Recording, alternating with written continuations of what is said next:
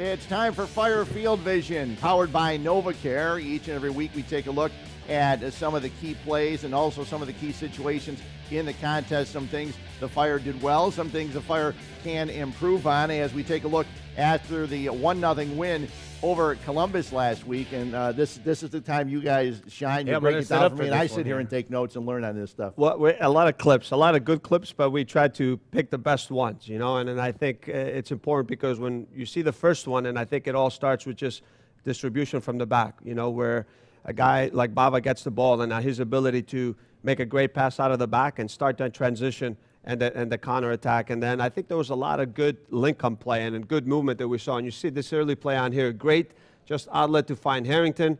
You know, and there's good movement up front. There's a great job by Harrington just to separate himself. Just this little combination here, Nikolic to Duluth. The only thing I would say, maybe that pass just a little bit in front of Akam where he can run into it. But it was just early, very good signs, just that build-up and that link-up play. And here's where we're talking about defensively, right, Frank, where they needed to make an adjustment. Well, they needed to force play in. We talked about it because I think you can see Harrington trying to kind of bend his run a little bit, but they had a lot of space where they can play the ball into the channel. Copperhole has to step in with Merriam there. The only thing they have to do there, I think Campbell's positioning is wrong. He's got to be in the inside and deny that channel run from Kamara. Meyer has to shift over. He provides that cover 2v1. And then the weak side, you know, with Vincent, he's got to tackle all the way back because it's never a 3 unless you press high up. It's always a 4. It's always a line of 5. And here we go. A good example now, again, of building up from the back. You see now quick pressure here from Dax McCarty, and he's able to win the ball. And then nice movement by Duluth. Always an understanding of where he can find the ball. Good ball up to him on the left side. And then just this is a great cross here. And just not a clean finish from Akam. But what you love there is, again, Dax's defensive positioning to win the ball quickly, combined with Michael Duluth. And now you're starting to see that's the value of Dax McCarty there. 100%. And, I mean, this is a play that, you know, great hold-up play here by Nikolic. And then as he's moving, Akam is in that far post. And I can see this play developing. And I'm saying make that hard run, make that hard run, make that hard run to the near post. Because you see it here again. Nikolic is just waiting. I think it's just extremely smart ball. There's space behind the back line. And he doesn't have to go early. He's so fast that he just has to make, when that ball is released, that hard run to the near post. And if he does that, his movement off the ball at times can be better. It's not all those spectacular goals beating 2 or 3 guys. A lot of times it can be a tap-in. And again here, just another example of the Fire, the build-up play here. And look, watch Daniel Johnson. This is what we're talking about, an understanding of the hard runs. Here he sees the space, he sees Columbus ball watching, and he takes off early on. And he says, look, play me here in front.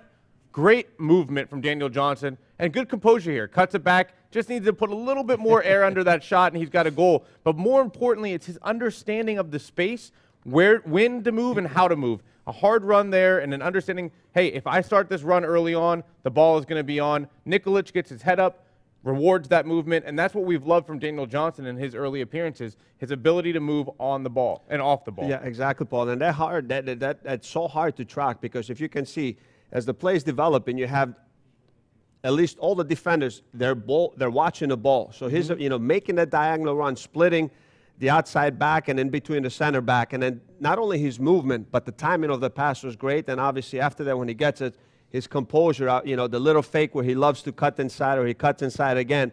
And Stefan, I'll tell you what, when I first saw it, the ball didn't have a lot of power. I just said, what happened? I mean, I know, you know, maybe he's tired from the run, but actually he got a hand on it and we're just waiting for it to go in. But just shows you going in with a lot of confidence, great movement off the ball, and then obviously just the timing. It's all rewarded with the pass. Well, one thing we talked about, too, when you look at this game is you're starting to get more out of the young players, and that is going to improve the competition within the team. It's going to improve the depth. Matt Polster's coming back from an injury. Soloniak was hurt, and yet you still have 2 young guys who came in, and they impacted the game. Drew Connor, I thought, was very, very good coming in central midfield. Confident play in a tough situation. He carried the ball. He created some opportunities. He was solid defensively. And then Daniel Johnson, again, second time he's come in and he lifts the team with his movement. He's got good energy, good understanding of space, and he creates dangerous moments. I love them both. And I think with Drew, you know, we haven't seen him, you know, coming in a difficult moment. And like Paul said, I felt that, you know what, he brought a lot of energy and bite in the center of the field, you know, and he made some hard runs.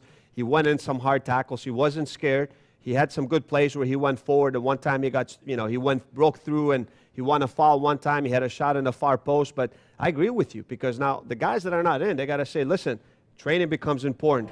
If I get on the field, if it's 5 minutes, 10 minutes, 15 minutes, I got to make them count, because now there's competition. There's more quality depth. Everyone is pushing. So I think that's great to see. It's just going to elevate, training sessions, game situation. You got to fight for everything. So I think that's, when you're building a good team, you need situations like this. And you see young players that get tested, and do they step up in those moments? I thought it was kind of funny in a way. Columbus didn't know who these guys were, and they almost challenged them at times, where they said, at one point, Daniel Johnson on the end line on the short corner, they gave him the end line. They didn't understand he had a little burst to get by him, create an opportunity. Drew Connor at one point carried the ball 30 yards through midfield. These are young kids that say, hey, if you're going to give me this space and opportunity, I'm going to take it. Well, I guarantee you they're going to be on the scouting report next time, because Jimenez was there, and it was this little quick move that we've seen it pop up, and he goes around them, Now they're going to know. Just be careful of this guy's change of pace and direction. And it was just great to see in difficult moments, guys stepping up, young guys getting opportunities and actually contributing. We'll do this each and every week. That's a look at Fire Field Vision, powered by NovaCare.